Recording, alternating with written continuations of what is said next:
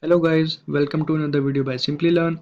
This is Harsh Bhardwaj and today we'll be discussing about C++ array. So without further ado, let's get started. So what's in it for you?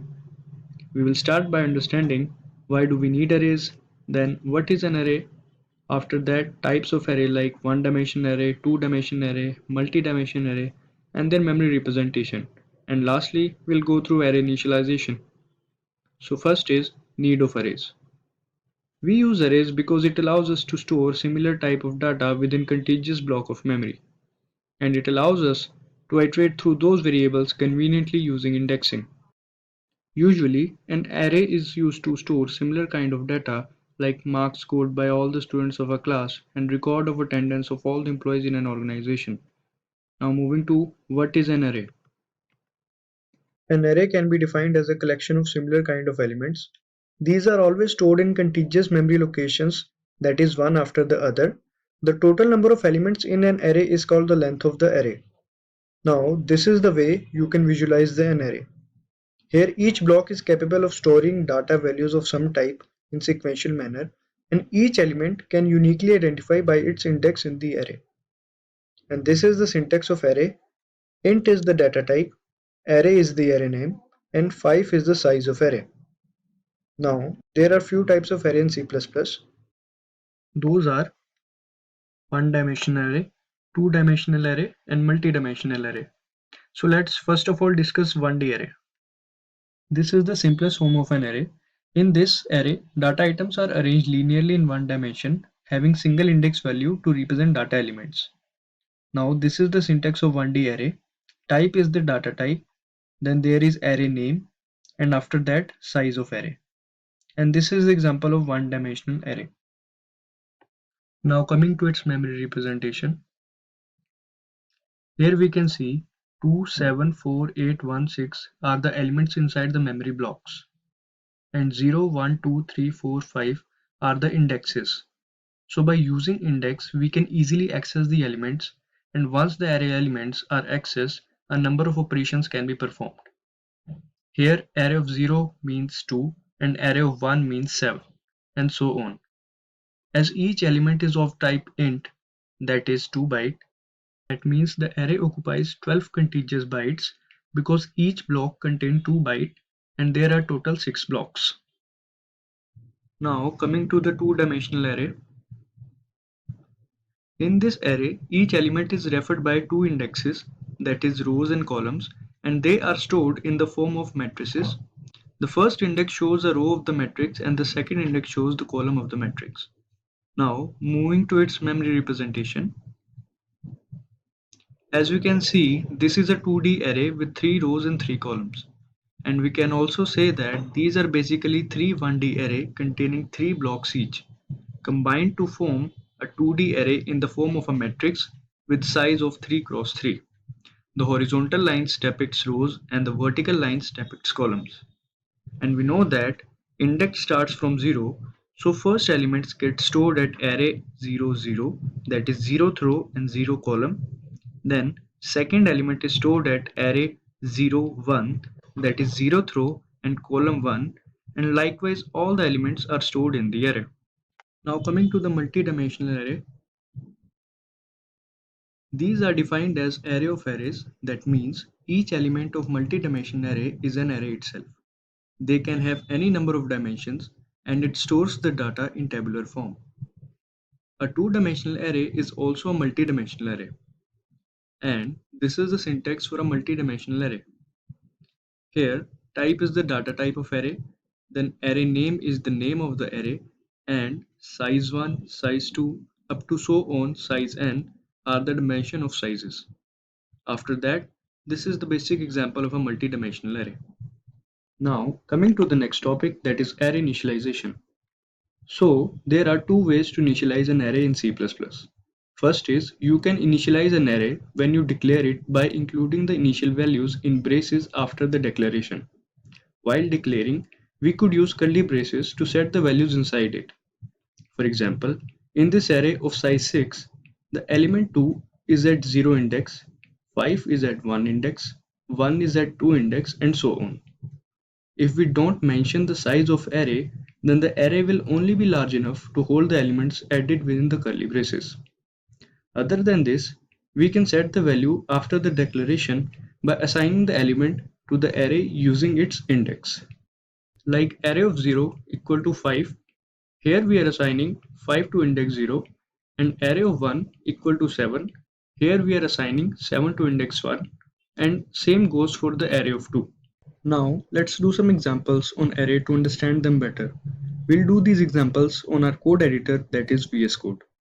If getting your learning started is half the battle, what if you could do that for free? Visit SkillUp by Simplilearn. Click on the link in the description to know more.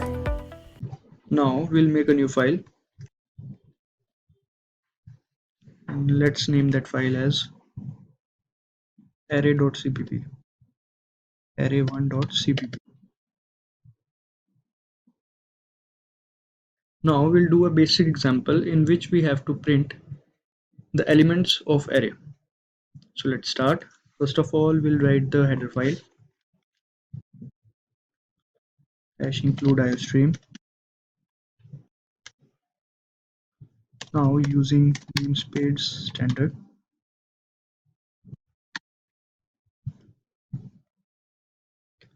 now we'll write int main.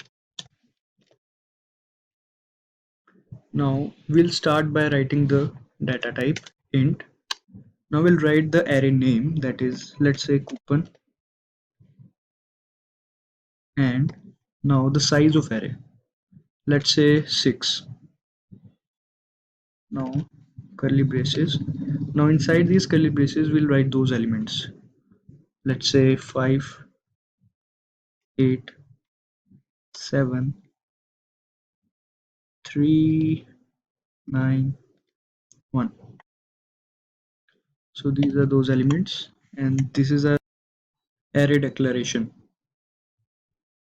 Now here int means the data type, coupon is the array name, 6 is the size of array, and 5, 8, 7, 3, 9, 1 are the elements of array.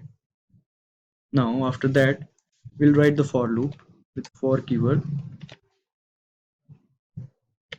Now we'll initialize I with 0, I less than 6 because it is the size of array. Now we'll increment I. Now in this loop all we have to do is to print this array. So how do we do that? So let's do cout,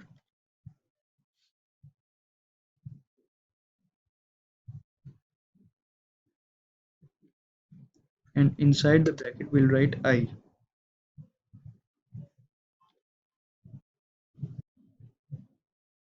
So here we have printed the array inside the loop, and we have put I inside the array bracket. Now the loop will run from I0 to 6, and likewise all the elements from 5 to 1 will get printed. So let's see. Let's try to run this code.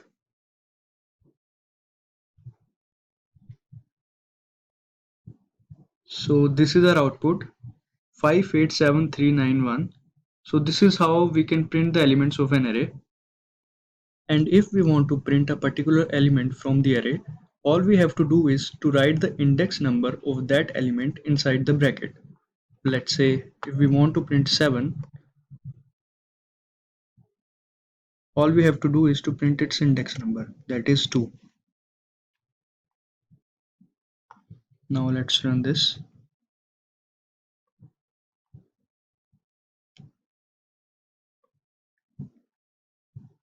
See, 777. It is because of the loop that from I0 to I6. That is why it is getting printed 6 times. Now if we remove the loop and try to print it, then it will get print only one time. Let's see.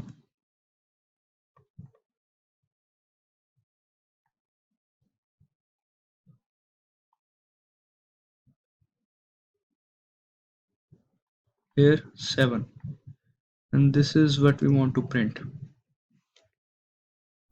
Now let's do another example. Let's name this file array2.cpp.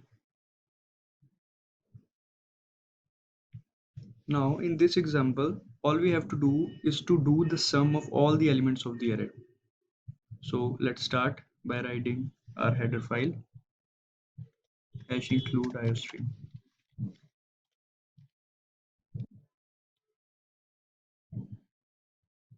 Now using namespace std,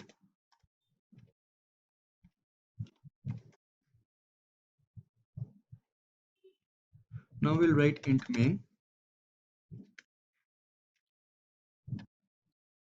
Now here first of all we'll declare a variable sum and initialize it with 0.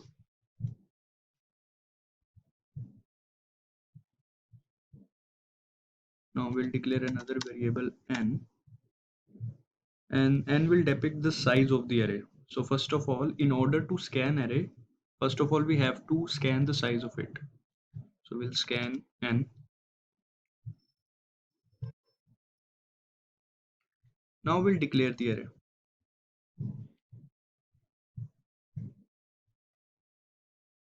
And inside the bracket we will mention n because it is the size. Now we'll write for loop,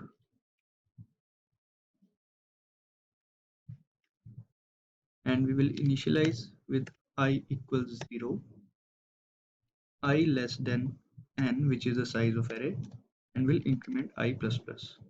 We are writing for loop here because we want to scan the array, and as in this array there are more than one element, so that is why we need for loops. So now we will scan the array. We'll write cin, then name of array, and inside the bracket we'll write I.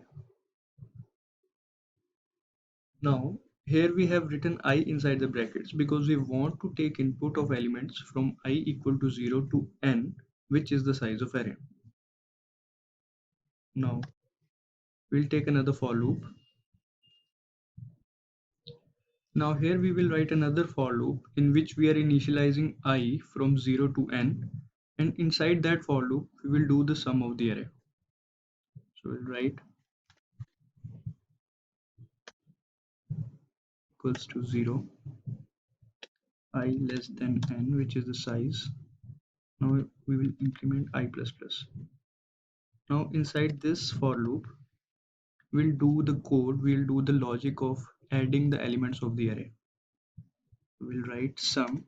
As we know that we have already initialized sum with 0, we'll write sum equals to sum plus array of I.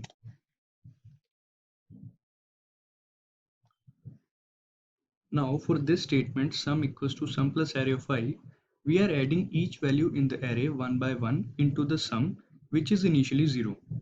When I equals to 0, then the sum will be equal to 0 plus array of 0, and this sum will keep on getting stored inside the variable sum.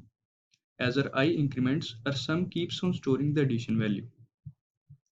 Now we'll print this sum outside the loop. We'll write cout and we'll write sum is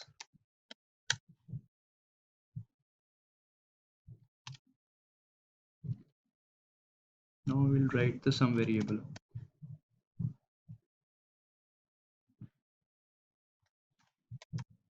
Return 0. Let me tell you, return 0 is optional in C++. Basically, return value is exit status of the program and 0 is considered as OK. In C++, compiler includes it automatically, but it's a good practice. Here we forget to write the data type. Now we'll try to run it.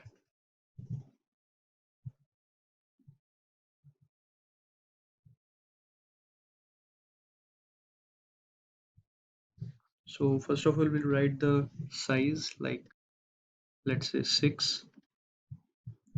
Now the elements of the array, let's say 1, 2, 3, 4, 5, and 6. Now we want to find the sum of these elements.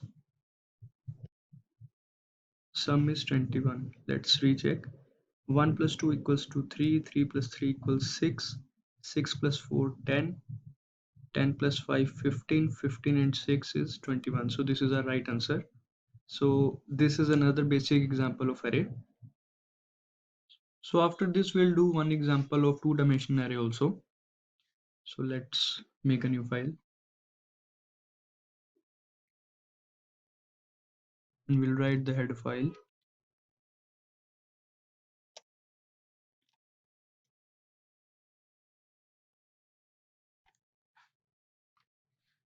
Let's name this file as array3.cpp.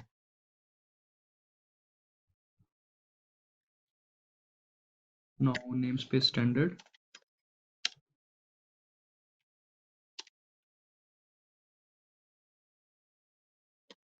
Now we'll write int main.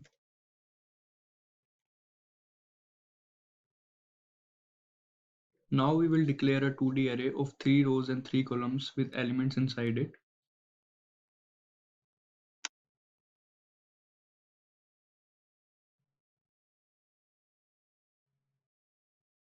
Three rows, and in the second bracket we'll write 3 columns.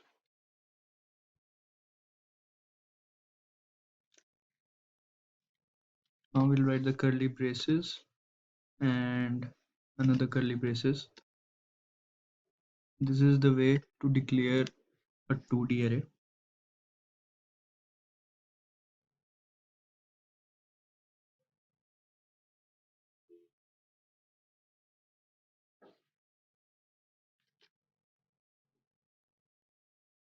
Now 2, 7, 9, let's say.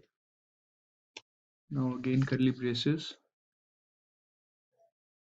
1, 3, 8.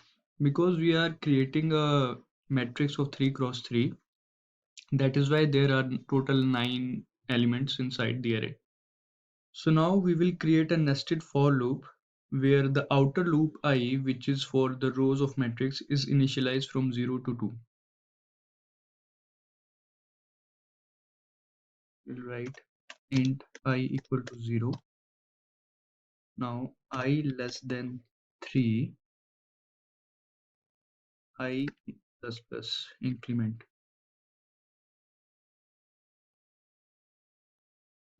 Now we will write inner for loop j, which is for the column, and we will initialize it from 0 to 2 as well. We'll write for int j equals 0, j less than 3, j plus plus. Now we will print the array.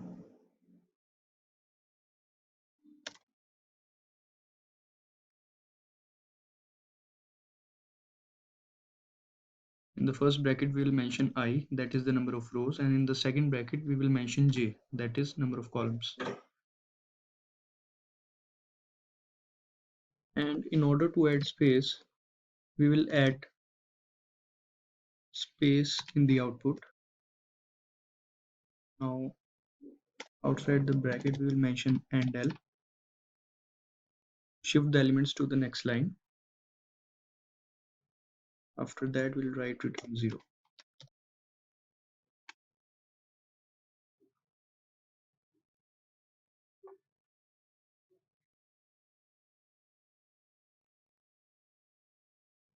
So this is our output, 541279138 in the matrix form. That is why I have used this space to make the output look good, and this AND-L. So this is our output, 541279138. So this is how we can print the elements of a multi-dimensional array or two-dimensional array. These were some basic examples of array, and in order to understand these programs, you must practice more examples on it. Alright, with that we have come to the end of this video. If you like this video, please give it a thumbs up. I hope it really helped you all. Thanks for watching, stay safe and keep learning.